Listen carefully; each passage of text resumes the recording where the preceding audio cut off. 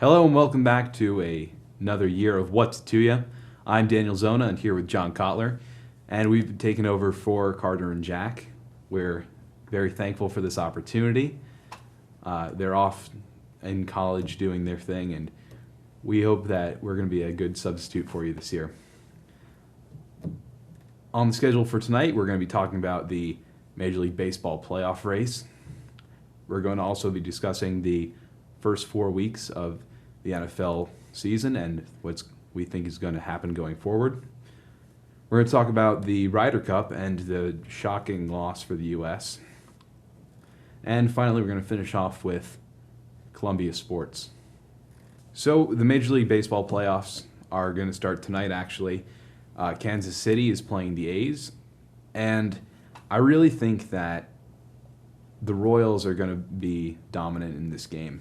Yeah, I'd have to agree. It's only a one-game playoff, so you got one chance, and they're starting Giovanni Soto at catcher, who's never caught John Lester before, so I can't really imagine that that's going to work out too well. They're not starting Adam Dunn, who's probably their best hitter right now. They don't have any hitting since they traded away Cespedes, and it's going to be a low-scoring game, but, I think that Hosmer and Butler are each probably going to get a home run or so, and that's just going to put it out of reach for the Athletics, so I think the Royals are going to take this one.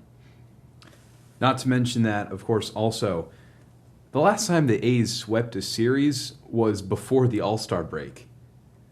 It has probably something to do with them trading away Yoenis Cespedes to the Red Sox, which, although they got John Lester, who was a great pitcher, they ended up losing pretty much all of their offense. Not to mention that Scott Kazmir fell apart down the stretch, which probably damaged them for the rest of the season. Moving on to the NL wild card, I'd have to say that the Bucks are going to take it from San Francisco. Pittsburgh's looked really, really good lately. They've been one of the hottest teams in September, and the Giants haven't really done anything too remarkable.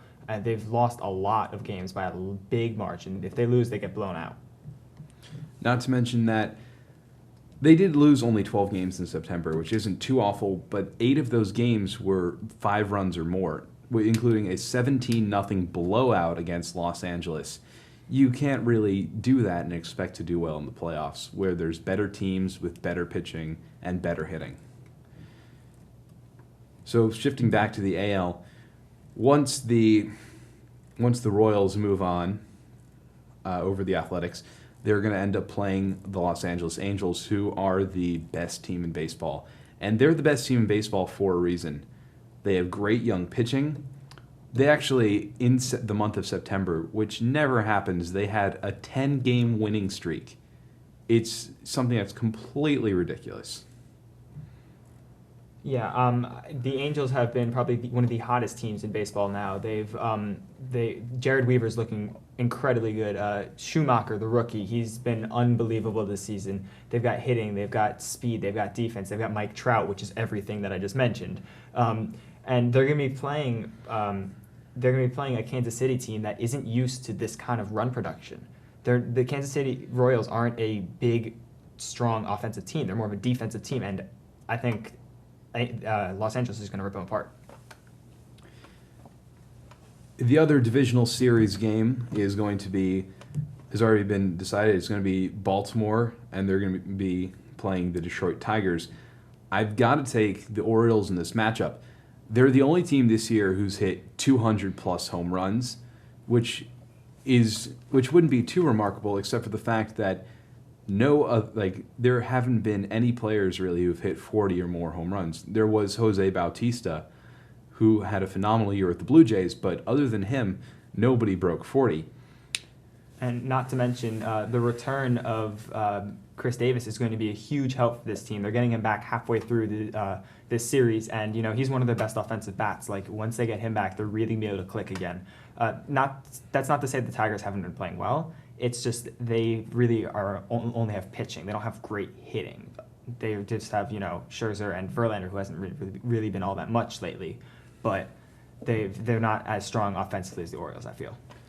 Also, the great signing by the Orioles in the offseason of Nelson Cruz. He was with Texas last year, and he missed half the season due to the biogenesis scandal with him taking steroids. But he is a dominant force on offense. He can both play the outfield and DH, which is, of course, useful through the entirety of the AL playoffs until the World Series. So he should factor in a huge way for this Orioles team. Moving to the NLDS, it's assuming the Bucks beat the Giants, it's going to be Pittsburgh versus Washington. And I like Washington in this matchup. They have Strasburg, they have Harper, they have a lot of really good young players.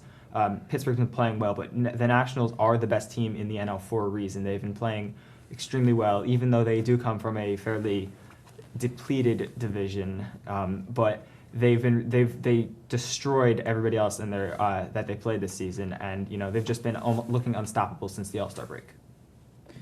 This is probably the only matchup in the MLB playoffs where John and I disagree. I think the Pirates can beat the Nationals. The Nationals are a good team. They're the 1 seed for a reason, as he said. But at the same time, they were the only team in the NL East with an above 500 record. And considering how you play such a large number of games against the teams in your own division, I can't really see that 96 wins. I think it might be a bit of an inflated number. I think that with McCutchen still being the great force in center field for Pittsburgh, I think that the bullpen, especially with Melanson in the back closing out games for the Pittsburgh Pirates, I think he's a fantastic pitcher. I don't know that their rotation is the best, but I think it might be good enough to get past a Nationals team who really hasn't had the greatest difficulty of schedule this year. The other DS game is, of course, the Los Angeles Dodgers and St. Louis Cardinals having a rematch of last year's NL Championship Series. Now, I like the Dodgers here because not only are they're not only a great pitching team with Clayton Kershaw and with Ryu and with all of the great pitchers in their staff, but they also have pretty solid offensive production from the outfield, as well as a big bat with Adrian Gonzalez playing first base. And not to say that the St. Louis Cardinals won't do well in the series. I think it might go the full 5. But at the same time, I don't think that the Cardinals, who really their only great pitcher this year is Adam Wainwright, he's not going to pitch more than 2 games in this series. So I really don't see the Cardinals beating the Dodgers here. Yeah, I'd have to agree. Yasiel Puig has been playing like an absolute monster as of late. Clayton Kershaw might as well be handed the MVP right now. Like, he's going to win the NL MVP. They've been absolutely on fire. They don't come from an easy division in the NL West, and I can't see them losing it. Now we're going back to the American League for the ALCS. Now, if our predictions are correct, that would be the Los Angeles Angels and the Baltimore Orioles. I think the Angels are definitely the favored team here, with Mike Trout being the amazing star he is and only 23 years old. He's a shoo-in for the AL MVP. The case can be made, of course, for Jose Altuve of the Houston Astros, but Mike Trout is really a dominant force. I also can't see the Orioles with a lot of strong lefty hitters hitting well in the Angels Stadium in Anaheim, especially when they have that huge wall in right field. That's got to be a bit of a challenge for them to hit over, especially when they rely so much on home runs. Yeah, and the Angels against especially Mike Trout in Camden Yards, that's just going to be a lot of fun to watch. He's going to really be able to just tear it up out there. And I think that Los Angeles is going to make it to the World Series this year. And moving back to the NL for the NLCS, I think it's going to be a freeway series. I really think that the Dodgers are going to be stronger than the Nationals, or if you say the Pirates win. I think that either way, the Dodgers with Yasiel Puig and Adrian Gonzalez and Clayton Kershaw and Ryu are the strongest team in the NL right now. I think that it's gonna end up being Los Angeles versus Los Angeles in the World Series because both of these teams from Los Angeles are looking like the best teams in baseball lately. Yes, this is going to be the first in-city World Series since the Yankees played the Mets. And I really think it's going to be close, but I do favor the Angels against the Dodgers. I think the Angels, they are the best team with the best record in baseball for a reason. They played in a really tough division this year. The A's did fall apart, but for a large part of the season, the A's were the best team in baseball. Not to mention also the huge playoff push made by the Seattle Mariners. They came just, I think, one game short of the last wild card, but they played fantastically with the addition of Robinson Cano from the New York Yankees, and also with King Felix, because he's just a fantastic pitcher who's probably in the front running for the AL Cy Young. Yeah, this is going to be a very good matchup. They match up really well. Trout versus Puig, Kershaw versus Weaver. If you look at they're very similar teams, but I think that the edge goes to the AL teams just because, the not AL teams, the AL team, just because they have that spectacular talent of Mike Trout. I would put Mike Trout over Yasiel Puig. And Weaver, I think, is good enough of a pitcher to compete with Kershaw, where the Angels offense will be able to overpower the Dodgers offense. Moving on to the NFL, as you can see, we are big supporters of football. We're going to start off with we're going to do a recap of the first 4 weeks and what we think the divisions are going to look like going forward. Now, starting off with the AFC, the East is really up for grabs. The Patriots have not been as strong of a team as they usually are. The Jets have been somewhat unpredictable. The Dolphins, of course, with the great game they played in London, beating the Oakland Raiders, not exactly the best, the strongest team. And the Bills have also been pretty decent so far. It's really, I think, too early to tell how that division's going to go. Yeah, I have to agree with that. It's really anyone's ballgame. The Patriots have really been struggling, and they're always, predicted as the front runners for the division. So with the Patriots, I'm not going to say out of the race, but more in the race than they normally are. I think it's anyone's division. If Spiller and Jackson keep up the production that they're doing up in Buffalo, I think Buffalo can take it. But if New York has a couple decent games, even though they've got a really tough schedule coming up with San Diego and Denver, then they could easily jump out into the lead because there's no team. All the teams are within one game of each other right now. Shifting to the AFC North, we of course have the Cincinnati Bengals, who won the division last year, but as they had in the past, they were knocked out in the first round of the playoffs again, and of course the Baltimore Ravens, who won the Super Bowl 2 years ago. I am a bit biased towards the Ravens, as you can see from my jersey, but I think that the Ravens, I do think it's going to be close. I think the Ravens can edge out Cincinnati, but they're going to need to beat the Colts this weekend in the, of course, historic matchup. The Colts having left Baltimore years ago, and then the Ravens being the upstart team in the 90s. It's, of course, going to be a big emotional game for the two teams. If they can beat the Colts and if they can beat the Bengals in the second game after losing to them in the opener, I think the Ravens have a real shot in the North. Not to say the Bengals wouldn't make the playoffs. They definitely would have a good shot for the wild card. But I think of those two teams, one of them probably will win the wild card.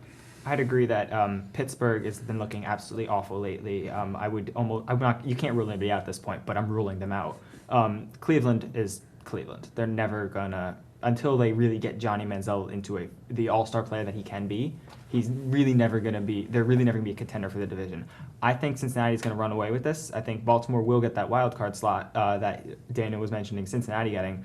But I think Cincinnati is looking like a very strong team. They already have a good advantage over Baltimore with a tiebreaker and a game over them. And I really think that just with the combination of their running game and their defense, and Andy Dalton playing very well, catching a touchdown pass as well as throwing several, I think that they're just going to steal the division, and they're going to end up in the playoffs because of it. Now shifting to the AFC South, which is somewhat similar to the AFC East in that it's really kind of anybody's ballgame at this point. Of course, the Colts, who made the playoffs last year and did rather well, are the front runner in the South, even though the Texans currently have a better record. But Houston has not been as good of a team since they were 2 seasons ago.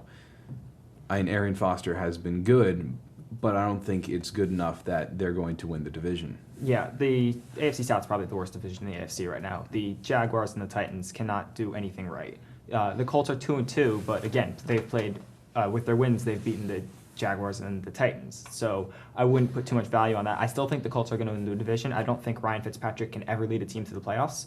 But I think that it's going to be more of who cannot lose this division as opposed to who wins this division. Now shifting to the AFC West, the Chargers are out in front, and after they made the impressive push to make it to the second wildcard spot last year, with Phillip Rivers becoming a good quarterback in his own finally after many people have been waiting for it for years, I think the Chargers do have a good shot at fending off the Broncos and keeping hold of the division. Now, the Broncos are still a great team, despite their utter defeat in the Super Bowl, just totally being crushed. I do think that the Broncos can probably also win that second wildcard spot, but I think the Chargers can hold on, especially with them being such a good December team. Yeah, Phillip Rivers loves December, so the Chargers are not going to be one of those teams that are looking strong and beginning and then collapse. Antonio Gates has been playing like he's in his prime, and he's close to retirement. They've got several, even with the running back injuries to Woodhead and Matthews, they've still got Donald Brown, they've still got Brandon Oliver, who are both talented running backs that they can rely on. I think the Chargers are the front runner in this division, with Phillip Rivers playing like an elite quarterback finally. And I think the Broncos are still an extremely strong team, and I think they'll actually get the first wild card spot. But I do agree that they will get the wild card along with the Ravens, and that's going to round out the AFC. We're going to take a break for a short public service announcement, and we'll be back right after this. Once you're hit by a train, this is the size of bag that we'll use to collect what's left of you on the tracks. It was a horrible tragedy that could have been averted if we had just stayed off the tracks.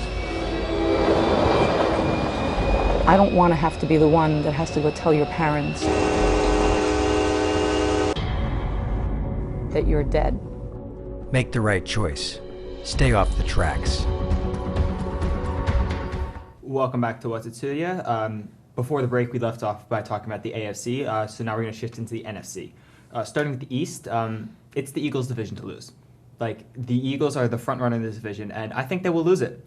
I honestly think that the Cowboys are going to be the ones that come out of this division. They've got a very strong running back in DeMarco Murray. They don't really have a strong defense, but Tony Romo's been playing well. They have Dez Bryant. They have Jason Witten.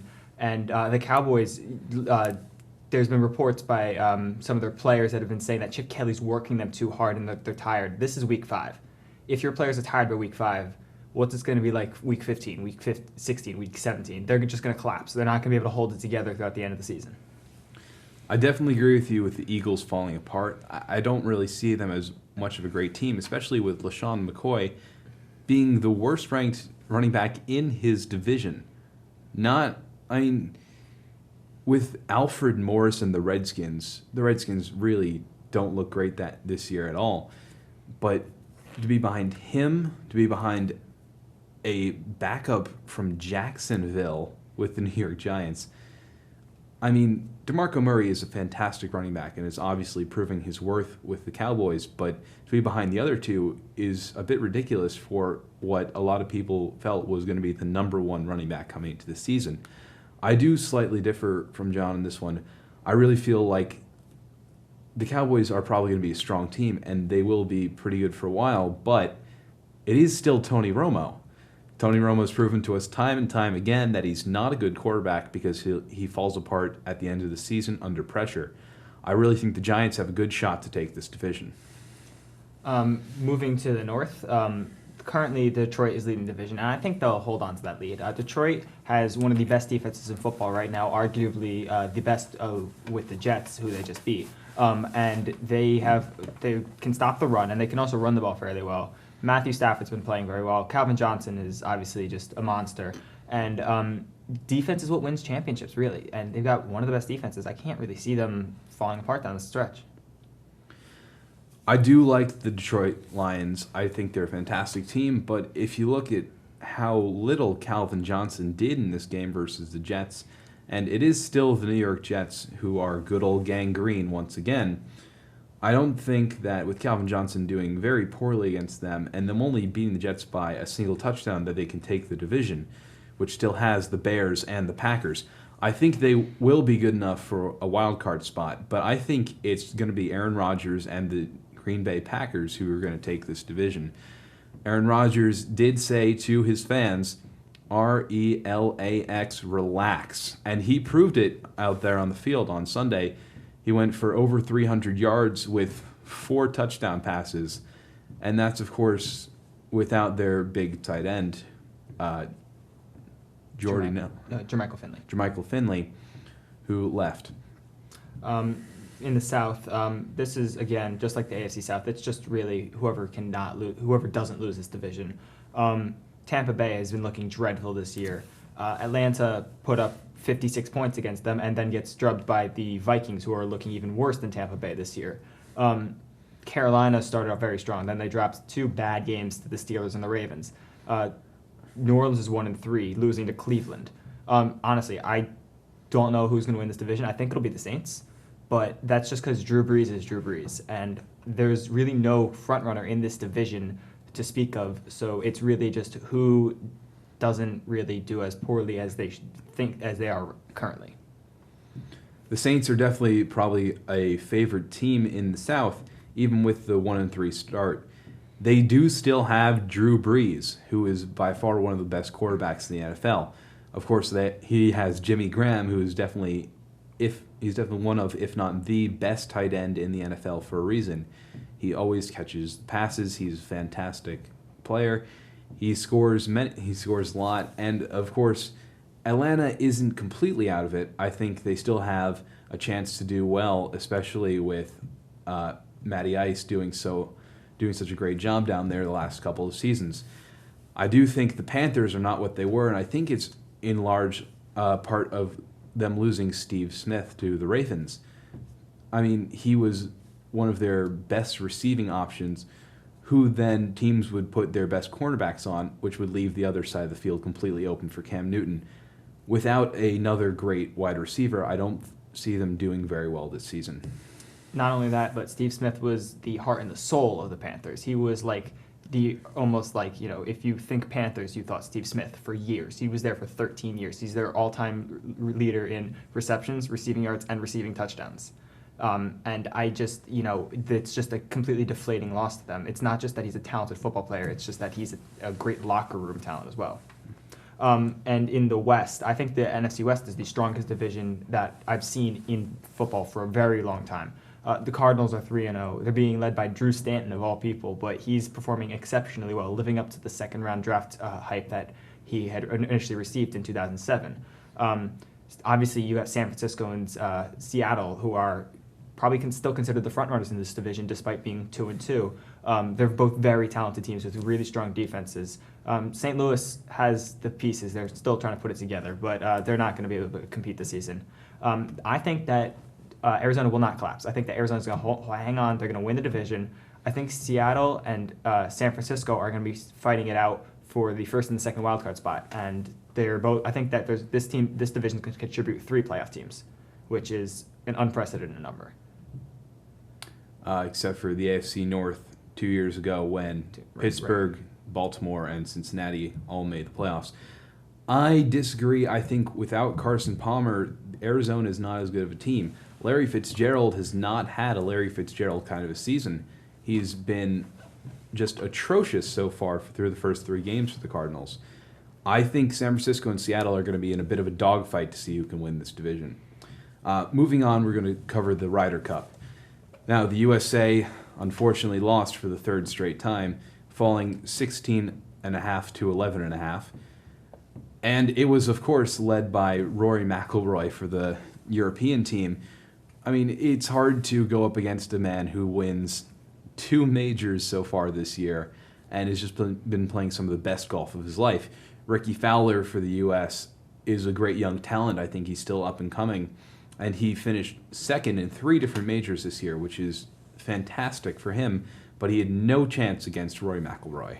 And let's not forget about the young rookie from England, Justin Rose. He was 3-0-2 in the Ryder Cup. He did extraordinarily well. He he exceeded the hype that he was given, and he's looking like a really, really good young player for Team Europe. Of course, there's also the fantastic rookie from the USA, Patrick Reed, who's the first rookie to go 3-0 in the Ryder Cup since Phil Mickelson did it back in '95. I mean, this guy is a fantastic talent. He wasn't as great in many of the majors this year, but I think he really proved his worth in the FedEx Cup. Of course, we have to mentioning Phil, we have to talk about him. He was not having what is usually considered a Phil Mickelson year. I mean, after finishing second in the U.S. Open and winning the Open Championship last year, which secured him his third major, which is considered the Open Championship being the third type of major he's won. Phil Mickelson did really just not play that well this year, but he came back with a force in the Ryder Cup. He did fantastic and played so well on Sunday. It's really hard to fault him. Yeah, Mickelson for the past few years has been really, really up and down. You know, he'll have a season where he's consistently tying for 50th, 60th place, and he's just not being the Phil Mickelson we know and love. And then he'll come back the next season and win a major, get second in another, and then he'll do poorly the next season, and then he'll be the MVP of the U.S. for the Ryder Cup. Of course, we also going to have to talk about Bubba Watson. He did win the Masters this year, but he played awfully in the Ryder Cup. A lot of people are attributing that to USA captain Tom Watson. There's apparently some conflict between the two of them as well as other members of Team USA, but it's not really an excuse for a man who goes out and wins the green jacket for the second time in the last 3 years. He can't be that bad in the Ryder Cup, which is when it really counts. Of course, Tiger Woods was injured and did not play this year, and we can hopefully expect to see him back out on the courses next year. To wrap things up, we're going to talk a bit about Columbia sports. Now, the boys' soccer team, who has, of course, historically been very good for the Cougars, is only off to a 1-6 start, and it's not looking very hopeful for them for the rest of the season. Hopefully, they can pull things together next year. On the other side, the girls' soccer team has started off 7-2, which is fantastic. They've been playing some great soccer, and I think they really have a good chance to make a run this year. Field hockey, they've not been what they used to be. My mom played on the field hockey team here 35 years ago. They won state championship. It's not looking like that, considering they're only 2-6 so far. So, and then for football, they're 0-3.